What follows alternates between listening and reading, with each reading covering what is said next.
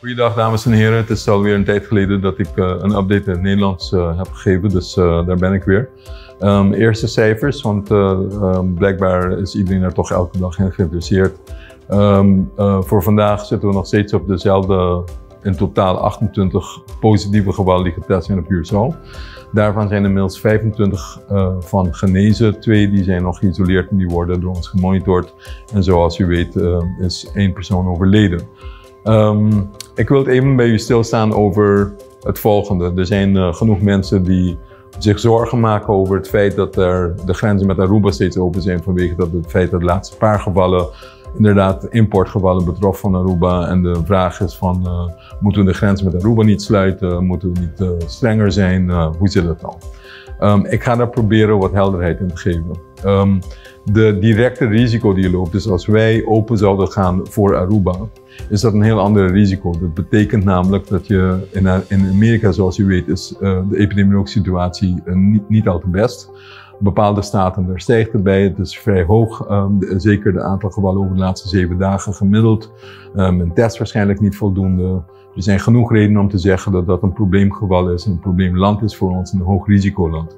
Daarom zijn onze grenzen gesloten. Als je wel open zou gaan, is het risico om iemand te importeren die positief is groot.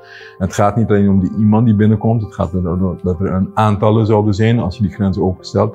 En het probleem daarbij is meer dat degenen die positief zijn, die hebben natuurlijk de potentie om andere mensen op het eiland zelf dan te besmetten. En dan hebben we lokale transmissie en dan schiet het omhoog en dan hebben we een probleem. Dus dat is de reden waarom die grenzen gesloten blijven, rechtstreeks voor Amerika.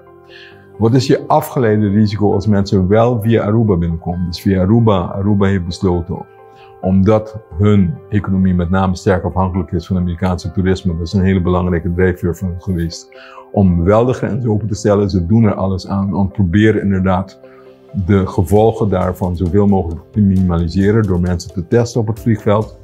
Maar er is inderdaad de mogelijkheid dat mensen die naar Curaçao willen via Aruba dat proberen te doen.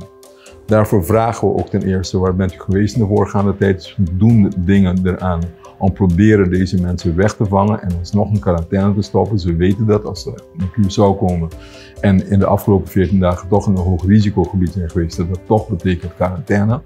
Maar natuurlijk 100% foolproof is dat niet. Tot nu toe heeft het wel uitgewezen dat het werkt. De positieve die we hebben gewonnen waren ook in quarantaine en die hebben we daar ook in en die bewaken we en die worden geïsoleerd.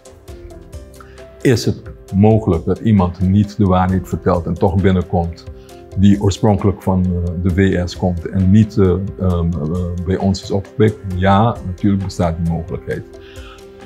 Nogmaals, ik heb het wel vaker gezegd, een 100% garantie dat dat niet gebeurt, een 100% foolproof systeem, die bestaat er niet. Dus dit zijn inderdaad de risico's die je loopt als je je land openstelt voor het buitenland, voor import.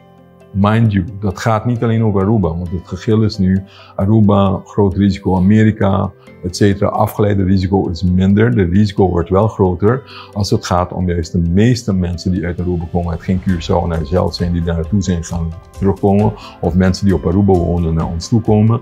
Voor die groep is er eigenlijk een laag risico, zolang er geen lokale transmissie is op Aruba.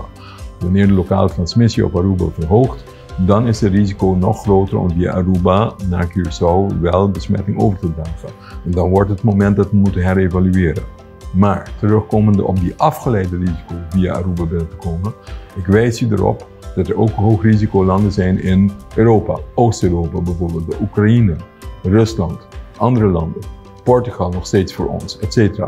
Dat zijn landen waarbij de incidentie ook verhoogd is. En daaruit komen ook mensen via Nederland bij ons binnen.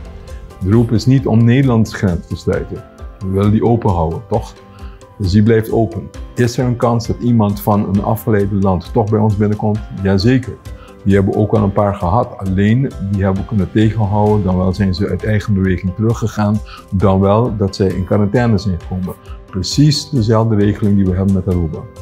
Als dit zou leiden tot verhoogde, we bewaken ook de cijfers en voor alle landen die wij hebben opgesteld, als er iets verandert in het epidemiologisch patroon, dan verandert betreffende land van de risico-inschatting van laag of midden naar hoog.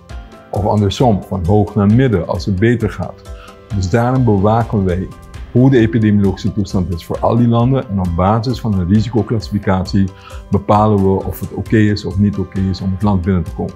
Maar u moet beseffen, als wij de grenzen openstellen, dan neemt inderdaad het risico toe dat jij nieuwe importgevallen gaat krijgen. Waar wij op voor moeten waken is dat die nieuwe importgevallen niet leiden tot een toename van lokale transmissie.